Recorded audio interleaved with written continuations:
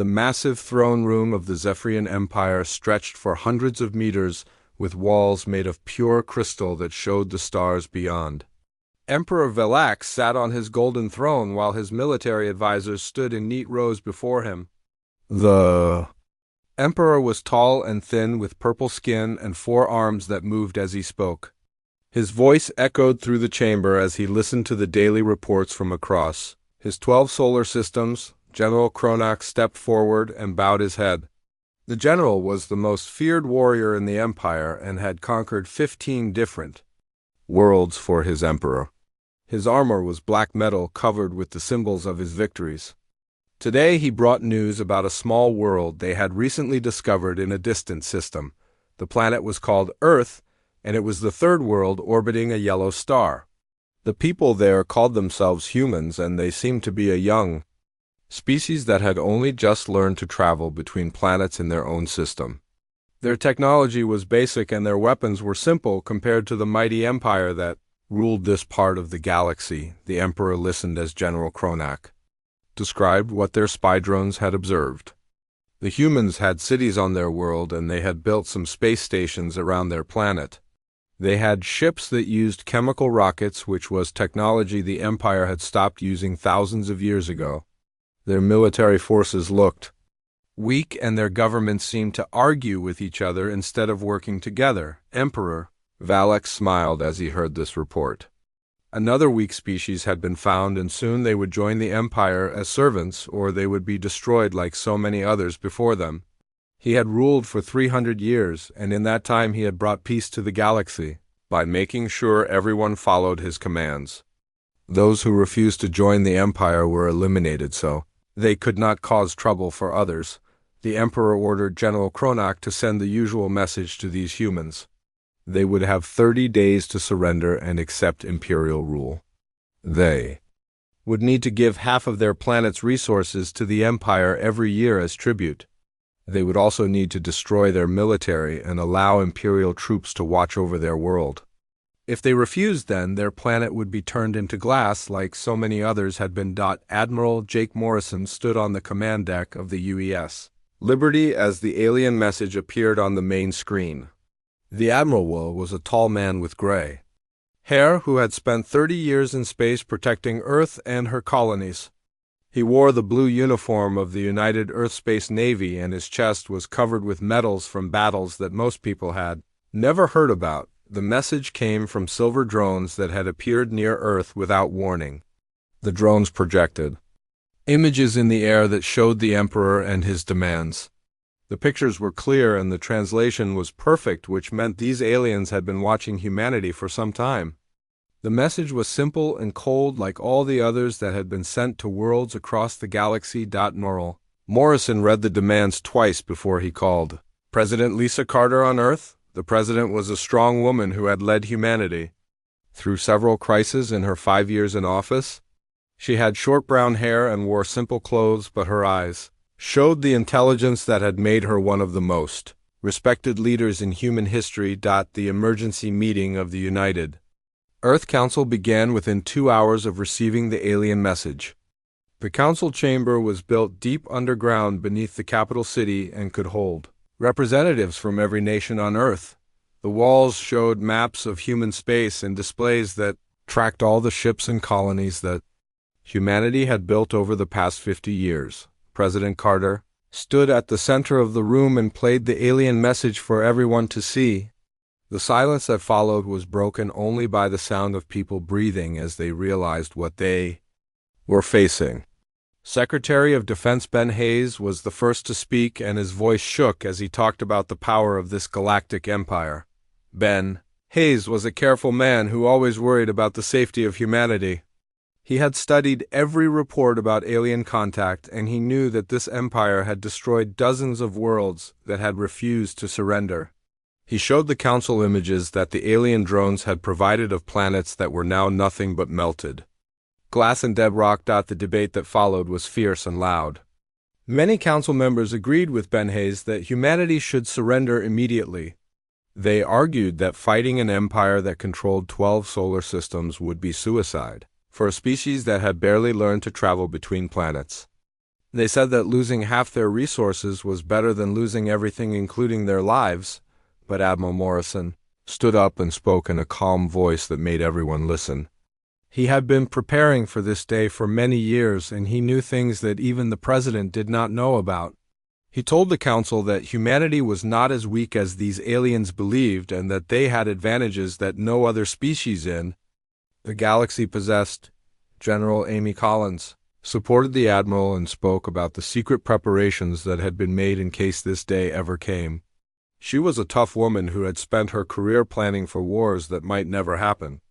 Her uniform was covered with ribbons that showed her service in conflicts across human space, and her eyes burned with the fire of someone who had never backed down from a fight. Dr. Alan Pierce then presented his analysis of the alien technology that had been recovered from previous encounters with scouts and traders.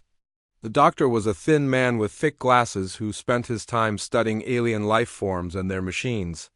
His reports showed that while the Empire was powerful, it had grown lazy and comfortable. After centuries of easy victories, the alien ships were big and strong, but they used old designs that had not changed in hundreds of years. Their weapons were powerful but predictable, and their tactics followed patterns that could be studied and countered. Most important of all, the Empire relied on fear and overwhelming numbers instead of innovation and creativity. President Carter listened to all the arguments before she made her decision. She stood up and looked around the room at the faces of people who represented all of humanity. Her voice was strong and clear as she announced that humanity would not surrender to these aliens. Instead, they would fight back with everything they had and show the galaxy that humans were not easy prey. The president authorized Operation Homecoming, which was a plan that Admiral Morrison had been developing in secret for many years. The plan was bold and dangerous, but it offered humanity their only chance to survive as a free species. Instead of waiting to be attacked, they would strike first and hit the Empire where it would hurt the most. Admiral Morrison smiled as he received his orders and prepared to show the galaxy what humans could do when they were pushed too far. The Empire thought they were dealing with primitives who would beg for mercy, but they were about to learn that humanity had been preparing for this war longer than anyone realized. The transport ship moved through the darkness of space toward the hidden side of Earth's moon, where no telescopes from the planet could see what waited there. Admiral Morrison sat in the passenger seat while General Collins and Dr. Pierce looked out the small windows at the approaching lunar surface. None of them spoke as they prepared to see humanity's greatest secret. Luna Base had been built over 20 years ago in complete secrecy, using funds that came from black-budget operations and private donations from the richest corporations on Earth. The base was hidden inside a crater that looked empty from space, but actually contained the most advanced military facility that humanity had ever constructed. The ship landed in an underground hangar that was bigger than most cities on Earth. Admiral Morrison led his guests through corridors carved from solid rock that stretched for kilometers in every direction. The walls were lined with blast doors that could seal off sections of the base if it ever came under attack, and the air recycling systems could keep thousands of people alive for years without any help from the outside. Captain Ryan Murphy met them at the main entrance to the shipyards, and his face showed the pride that came from working on humanity's most important project. He was a young officer with bright eyes who had spent his entire career at Luna Base building ships that the public would never see. His uniform was different from regular Navy clothing and bore patches that showed he belonged to a unit that officially did not exist. The captain led them into a vast chamber where hundreds of ships floated in artificial gravity fields waiting for their crews to arrive. These were not the simple chemical rocket ships that the Empire had observed around Earth, but vessels that used fusion drives and quantum tunneling engines that could cross the galaxy in weeks instead of centuries. Admiral Morrison watched as Dr. Pierce examined one of the ships with obvious amazement. The doctor had helped design many of the weapons and defensive systems, but even he had not seen the final products until today. The ships were sleek and deadly-looking, with hulls made from materials that could absorb energy weapons and reflect them back at their attackers.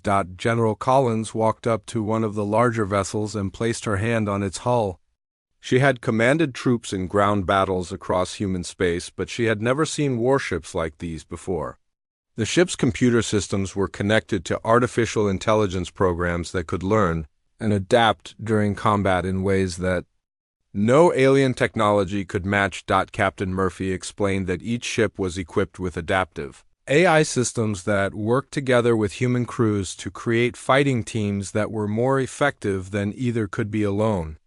The artificial intelligence could process information and calculate firing solutions faster than any organic brain, but it needed human creativity and intuition to make the unexpected decisions that won battles. The tour continued through sections of the base where Commander Patricia Stone was training the new type of fighter pilots that humanity had developed. These pilots did not just sit in cockpits and push buttons, but were connected directly to their ships through neural interfaces that let them think and move as one unit with their machines. Commander Stone was a small woman with quick hands and sharp eyes who had been one of the first humans to successfully bond with an AI system. She demonstrated how the neural link worked by connecting herself to a training simulator and flying through combat scenarios that would be impossible for normal pilots to complete. The simulator showed her fighting against multiple enemy ships while flying through an asteroid field at speeds that would kill most people. But with the AI helping to control her ship and her human instincts guiding the overall strategy, she was able to destroy all the enemy targets without taking any damage to her own vessel. Dr. Pierce explained to the group that this combination of human and artificial intelligence was humanity's greatest advantage over the Empire. The aliens relied on pure computer systems to control their ships and troops, which made their actions predictable and easy to counter once you understood their programming. But humans were chaotic and creative in ways that computer models could not predict. A human commander might make a decision that seemed crazy but turned out to be brilliant, while an AI system would never take such risks. When you combined human creativity with artificial intelligence speed and accuracy, you got something that was more dangerous than either could be alone. The next stop on their tour was the Intelligence Center, where Captain Tony Clark was preparing for his mission to infiltrate the Empire's territory. He was a quiet man with an ordinary face that would not stand out in a crowd of humans or aliens.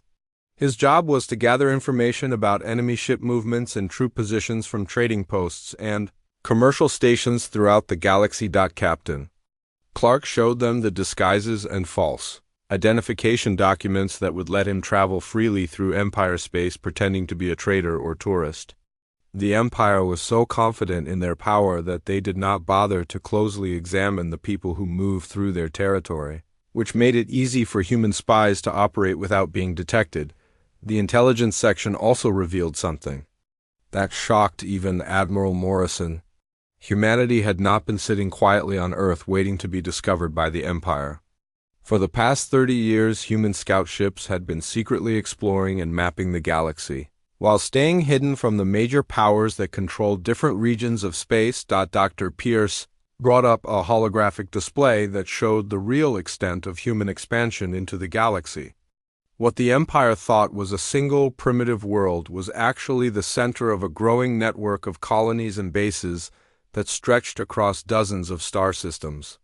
The aliens had been watching Earth, but they had missed the much larger human civilization that existed beyond their home system. The hidden colonies were not just settlements, but military bases disguised as mining operations and research stations. Each one was equipped with shipyards and weapons factories that had been building humanity's secret fleet for decades while staying completely invisible to the Empire's scouts and spy networks. General Collins studied the star maps and realized the full scope of what had been planned. While the Empire was preparing to attack Earth, they had no idea that human fleets were already positioned throughout their territory, ready to strike at critical targets. The aliens thought they were hunting prey, but they had actually walked into a trap that had been years in the making. Commander Sandra Lewis was one of the colonial fleet commanders who would lead attacks on Empire industrial worlds once the war began. She was a veteran of the frontier wars who had learned how to fight with limited resources against superior numbers. Her ships were designed to hit fast and hard before disappearing back into the darkness of space.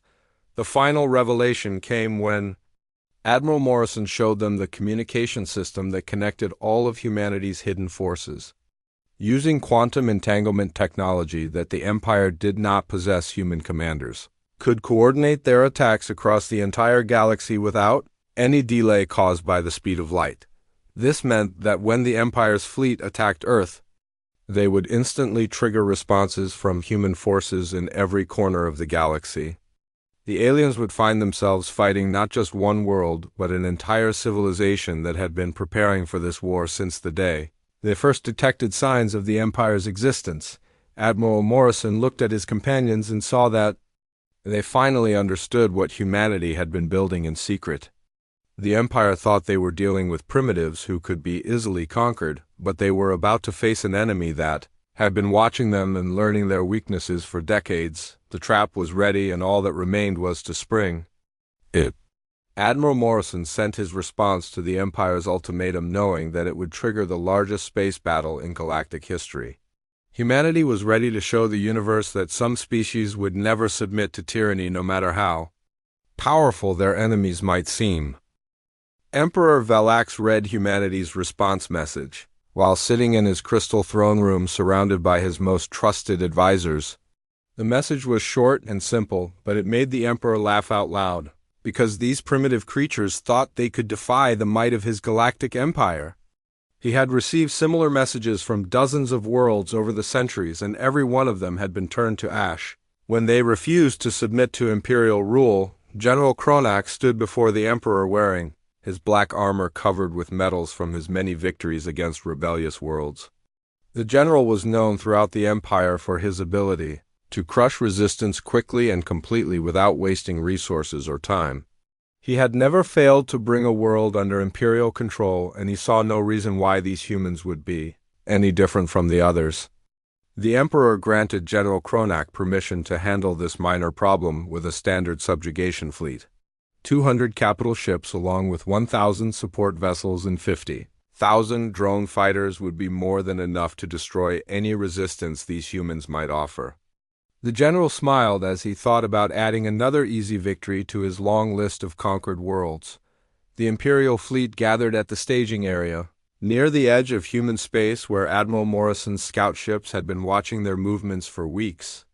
The human observers sent detailed reports back to Luna Base about the size and composition of the enemy force, while staying hidden in the asteroid fields and gas clouds that provided perfect cover for their small ships. General Kronak commanded his fleet from the bridge of his flagship, which was a massive vessel covered with weapons and armor that could destroy entire cities with a single bombardment. The ship had been his home for over 50 years as he traveled from one conquest to another, bringing the Emperor's justice to rebellious species across the galaxy. The general expected to find primitive defenses around the human homeworld and frightened civilians begging for mercy as his ships appeared in their system. He had seen this pattern repeated countless times as younger species realized they could not stand against the power of the Empire. Most worlds surrendered immediately once they saw the size of the force sent to conquer them, but when the Imperial fleet arrived at the edge of Earth's solar system, they found something completely unexpected. The asteroid belt between Mars and Jupiter was not empty space filled with floating rocks, but a massive fortress network that had been built over many years in complete secrecy. Captain Steve Parker commanded the first wave of human defenders from the bridge of the UES Defiance as the enemy fleet approached their hidden positions. He was a veteran of the frontier wars who had learned how to fight against superior numbers using tactics that conventional military thinking would consider impossible or insane. The captain watched his displays as the Empire ships moved into the asteroid belt in their standard attack formation. The aliens were confident and careless because they believed they were facing primitives who did not understand real warfare. They had no idea that every piece of space debris around them contained weapons and sensors that had been waiting for this moment. Commander Helen Ward led the first fighter squadron to engage the enemy, and her pilots were ready to show these aliens what human creativity could accomplish in combat. Her ships were smaller and faster than the Empire's drone fighters, but they were piloted by humans who could think and adapt in ways that artificial intelligence systems could never match. The battle began when the hidden weapon platforms throughout the asteroid belt opened fire simultaneously, creating a crossfire that caught the Empire fleet completely by surprise. The aliens had been expecting to fight a few primitive ships defending their homeworld, but instead they found themselves surrounded by a carefully prepared defense network that had been designed specifically to counter their tactics. The Empire's ships were large and powerful, but they moved in predictable patterns that human tactical computers had been studying for years. Captain Parker's vessels danced between the asteroids using gravitational fields and debris clouds as both weapons and shields, while the enemy struggled to target ships that refused to fight. According to standard military doctrine, Dr. Pierce's psychological warfare protocols activated as human ships began broadcasting across all frequencies. But instead of military communications or surrender demands, they transmitted music and poetry and cultural expressions from Earth that no alien species had ever encountered before. The Empire's rigidly controlled soldiers had never been exposed to such chaotic and emotional data. Their tactical computers were designed to analyze logical military patterns, but they could not process the random creativity that poured from human transmissions. Combat systems that had worked perfectly for centuries began experiencing errors and failures as they tried to understand what they were receiving. Lieutenant Colonel Kate Williams led a boarding party that used the confusion to capture an Empire command ship. Her Marines moved through the alien vessel, using close combat techniques that the Empire had never developed, because they relied on long-range weapons and overwhelming firepower to win their battles. The intelligence that Kate's team recovered revealed the Empire's greatest weakness.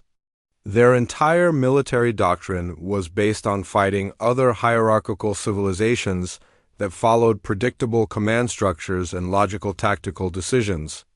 They had never encountered an enemy like humanity where individual commanders could make independent choices without waiting for orders from higher authority.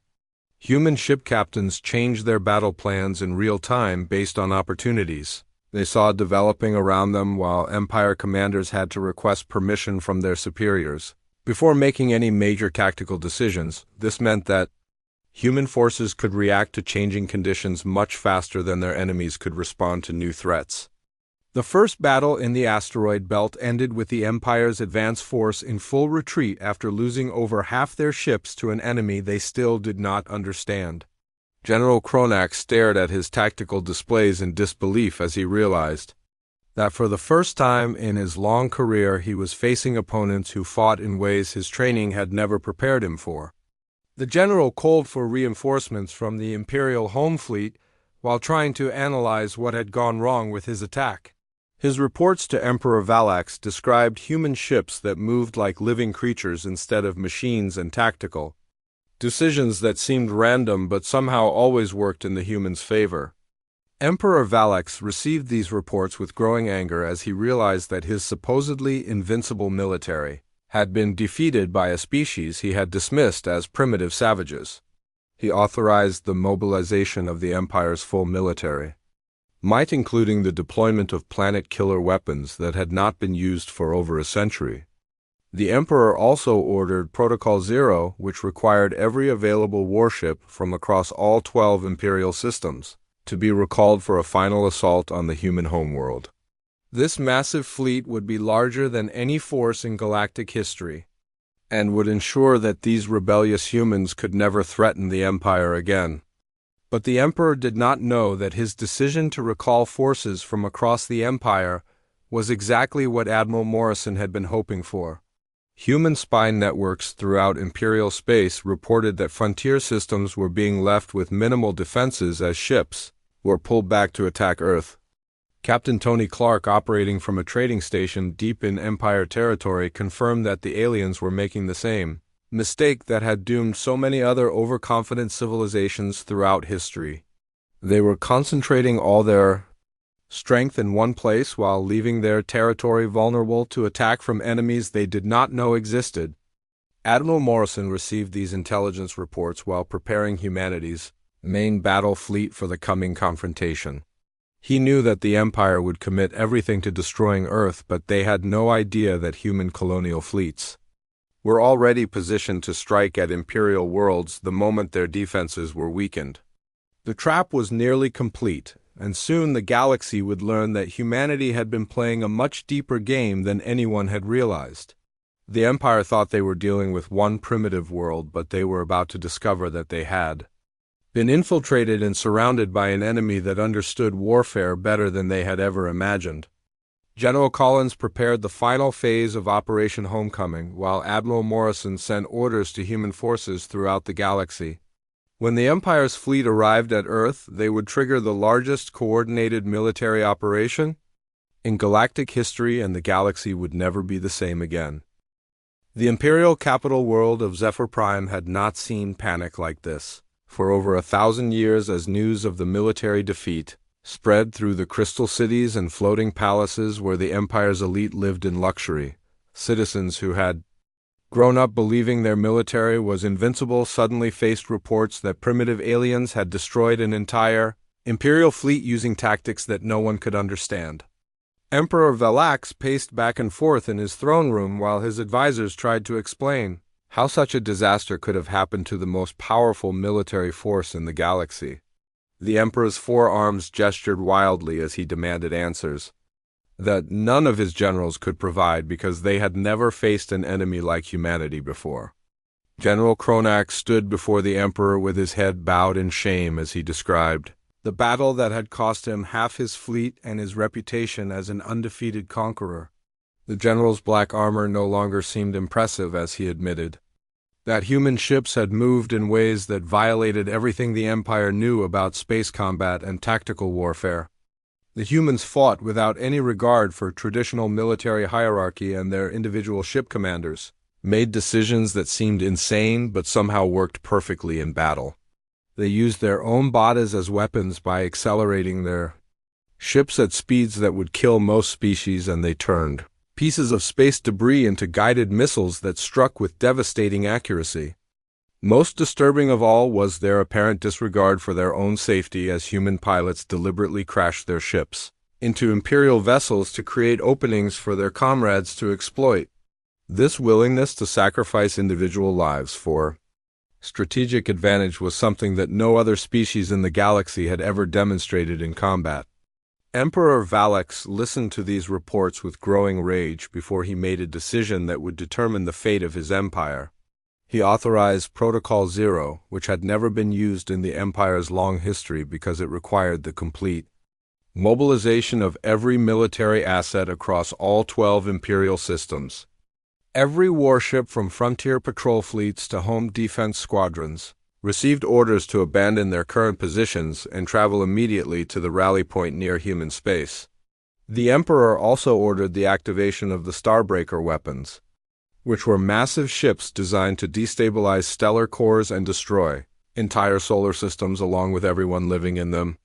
The mobilization of such a massive force sent shock waves throughout the Empire as civilian populations realized that their government was facing a threat serious enough to leave their homeworlds completely defenseless. Trade routes that had been protected for centuries were abandoned, and frontier colonies found themselves alone in space without any Imperial protection. Admiral Morrison received reports of this massive military buildup from human spy networks that had been operating throughout Imperial space for decades. Captain Tony Clark sent detailed intelligence about ship movements and supply convoys while staying hidden among the merchants and traders who moved freely through the Empire's territory. The Admiral shared this intelligence with President Carter and the military leadership during an emergency meeting at Luna Base. The holographic displays showed over 10,000 Imperial warships gathering for what would be the largest military assault in galactic history. The force was so massive that it would take weeks for all the ships to reach the rally point. But this concentration of Imperial forces was exactly what humanity had been hoping for since the beginning of their secret preparations. Dr. Pierce explained that the Empire was making the classic mistake of overconfident civilizations by putting all their military strength in one place while leaving their territory vulnerable to attack. General Collins revealed the final phase of Operation Homecoming, which would begin the moment the Imperial fleet attacked Earth. Human colonial fleets that had been hiding throughout the galaxy would simultaneously strike at every major Imperial world while their defenses were weakened by the recall of military forces. Commander Sandra Lewis would lead the attack on the Empire's primary industrial system, where the factories that built their warships were located.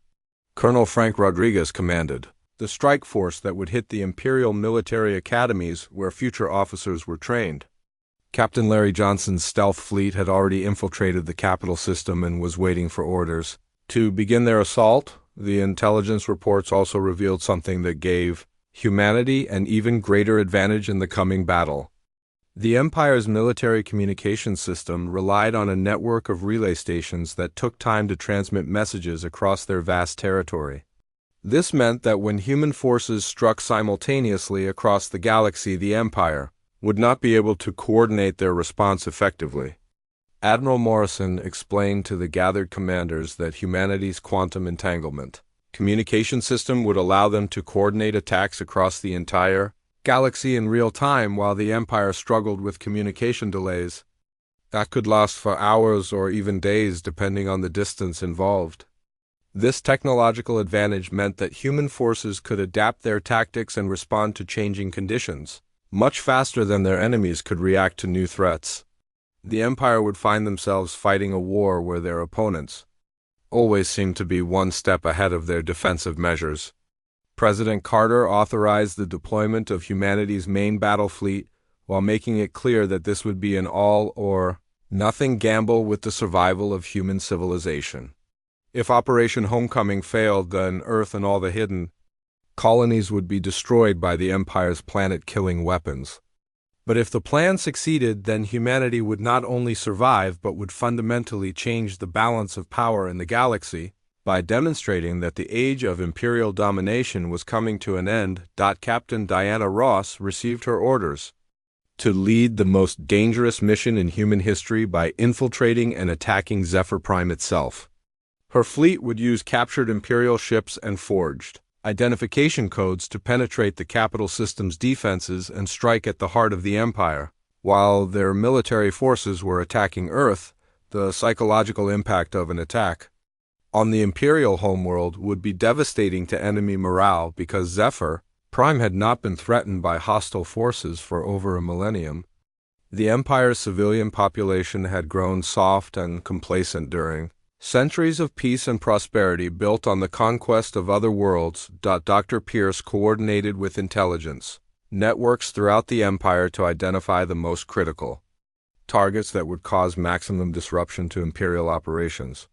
Government buildings and military installations were obvious choices, but the human strategy also included attacks on the propaganda centers that maintained Imperial control over subject populations. Lieutenant Commander Paul Turner prepared his Marines for boarding operations that would capture key Imperial leaders, including Emperor Valax himself if the opportunity presented itself. These troops had trained for years in close combat techniques that the Empire had never developed because they relied on long-range weapons and overwhelming firepower. The final preparations were completed as Admiral Morrison reviewed the tactical plans one last time with his senior commanders. Every aspect of Operation Homecoming had been designed to exploit the Empire's weaknesses, while maximizing humanity's advantages in creativity and tactical flexibility. The Empire thought they were preparing to crush a primitive rebellion, but they were actually walking into a trap that had been decades in the making. Human forces throughout the galaxy waited for the signal that would begin the largest coordinated military operation in galactic history. When the Imperial fleet arrived at Earth, they would discover that they had not been fighting one small world, but an entire civilization that had been watching and learning from their enemies while building the strength needed to challenge the most powerful empire in the galaxy. The trap was ready, and humanity was prepared to show the universe that some species would never submit to tyranny. no matter how impossible the odds against them might appear to be. The largest fleet in galactic history emerged from hyperspace at the edge of Earth's solar system as Emperor Valax commanded over 10,000 warships in what he intended to be the final battle against human resistance. The Imperial Armada stretched across millions of kilometers of space and represented the combined military might of 12 star systems that had never known defeat. Emperor Valax stood on the bridge of his personal flagship surrounded by his most trusted generals and admirers as they prepared to witness the complete destruction of the species that had dared to defy imperial authority. The Emperor had come personally to ensure that these humans would serve as an example to any other worlds that might consider rebellion against his rule. The massive fleet moved toward Earth in perfect formation with the planet killer ships at the center, ready to crack the human homeworld into pieces once all resistance had been eliminated. General Cronak commanded the assault forces while Admiral Morrison coordinated humanity's defense from the bridge of the UES, Retribution knowing that this battle would determine the fate of human civilization. But the Emperor did not know that his decision to concentrate his entire military force in one location had triggered the second phase of Operation Homecoming. At the exact moment that Imperial sensors detected the human fleet near Earth Quantum, entanglement communicators sent instantaneous signals to human colonial forces throughout the galaxy. Captain Diana Ross led the most audacious assault in military history as her disguised fleet penetrated the defenses around Zephyr Prime itself. Using captured Imperial ships and perfect identification codes, her task force appeared to be returning veterans from frontier duty rather than enemy forces preparing to attack the Empire's capital world. The defense networks around Zephyr Prime had not been tested in actual combat for over a century, and the operators who monitored them had grown lazy and careless during decades of peaceful routine. Diana's ships passed through multiple security checkpoints without raising any suspicion from controllers, who were more concerned with processing routine traffic than watching for impossible threats. Commander Sandra Lewis struck at the Empire's primary industrial complex in the Rigel system, where the factories that built Imperial warships had operated without interruption for hundreds of years. Her attack caught the system completely by surprise because all the defense fleets had been recalled to participate in the assault on Earth. Colonel Frank Rodriguez led his forces against the Imperial military academies, where future officers learned the tactics and strategies that had kept the Empire dominant for centuries. The destruction of these training facilities would cripple the Empire's ability to replace the commanders they were losing in battles throughout their territory. Captain Larry Johnson's stealth ships had been hiding in the outer system around Zephyr Prime for weeks, waiting for this moment. His vessels emerged from behind moons and asteroids to strike at communication relay stations and government facilities, while the capital's defenses were focused on the obvious threat approaching from deep space. The battle at Earth revealed humanity's ultimate technological advantage as Admiral Morrison demonstrated the power of quantum entanglement communications that allowed instantaneous coordination between human forces across the entire galaxy. While Imperial commanders struggled with communication delays that lasted hours, human officers received real-time updates about battlefield conditions throughout their territory. The Empire's tactical doctrine had been developed to fight single enemies in isolated battles, but they had never faced a distributed opponent that could coordinate attacks across multiple star systems simultaneously. Every time they responded to one human assault, another would begin somewhere else before they could redeploy their forces effectively. General Collins commanded the ground assault teams that boarded and captured Imperial vessels using tactics that the Empire had never developed because they relied on long-range bombardment rather than close combat. Human soldiers moved through alien ships with a speed and aggression that overwhelmed defenders who had never trained for this type of warfare. The psychological impact of human success spread throughout the Imperial fleet as reports came in about attacks on worlds that were supposed to be completely safe from enemy assault. Imperial officers who had grown up believing in their military's invincibility suddenly faced evidence that their enemies were fighting battles in places they had never imagined could be threatened. Lieutenant Commander Paul Turner led the Marine unit that accomplished the impossible by capturing Emperor Valak himself during a boarding action on the Imperial flagship. The Emperor had never expected that primitive aliens would dare to set foot on his personal vessel, much less take him prisoner in his own command center. The capture of their Emperor created panic throughout the Imperial fleet as officers tried to decide whether to continue fighting or attempt to rescue their leader. The rigid command structure that had been the Empire's strength became a weakness when the person at the top of the hierarchy was suddenly removed from the battlefield. Dr. Pierce's final analysis of the battle revealed that humanity had achieved something unprecedented in galactic history. They had not only defeated the Empire's military forces, but had demonstrated to every species in the galaxy that Imperial domination could be challenged and overcome by inferior forces using superior tactics and technology. The quantum communication network that connected human forces allowed Admiral Morrison to coordinate the final phase of the operation as Imperial resistance collapsed across multiple star systems. The Empire's subject worlds began declaring independence when they realized that the military forces that had kept them under control for centuries were no longer able to maintain order. Captain Tony Clark emerged from his undercover mission with detailed intelligence about the Empire's internal structure and the location of subject species who had been waiting for centuries for an opportunity to throw off Imperial rule. His reports showed that the Empire was much weaker internally than their external strength had suggested. The final victory came not through the complete destruction of Imperial forces, but through humanity's demonstration of mercy toward defeated enemies. Admiral Morrison broadcast surrender terms that offered the Empire's subject species immediate freedom and self-governance while providing the Zephyrians themselves with a choice between integration into a new galactic community or exile to a single system where they could maintain their culture. This offer of clemency rather than revenge shocked both human and alien observers because it violated every expectation about how victorious powers treated their defeated enemies. The Empire had always ruled through fear and brutality, but humanity chose to build their victory on principles of freedom and cooperation. Dr. Pierce's post-battle report revealed that the war had never really been about defeating the Empire's military forces, but about proving to the galaxy that the age of Imperial domination was over.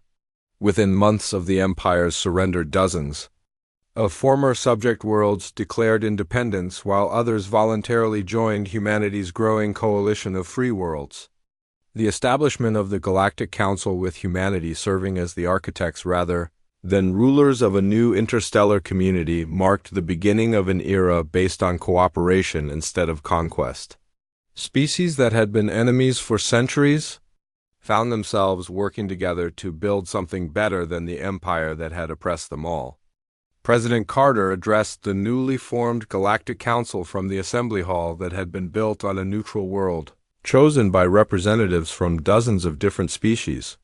Her speech emphasized that humanity did not seek to replace the Empire as galactic rulers, but wanted to create a system where every world could determine its own destiny, without fear of conquest or subjugation.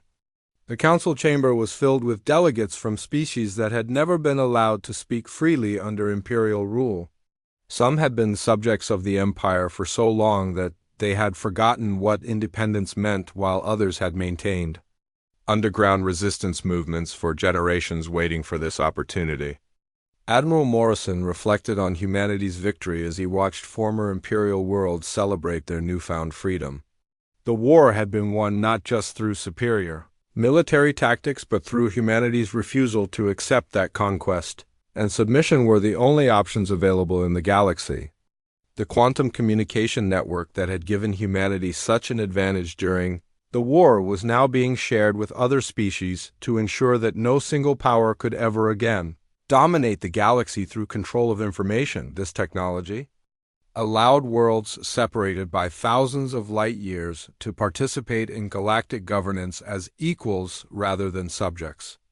General Collins supervised the transition of former imperial military forces as officers who had served the Empire for decades learned new concepts of service based on protection rather than conquest.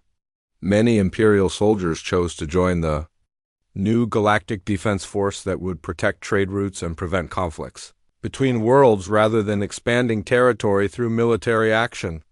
Dr. Pierce worked with xenobiologists from dozens of species to establish research programs that would study the galaxy's diversity as a source of strength rather than a problem to be eliminated.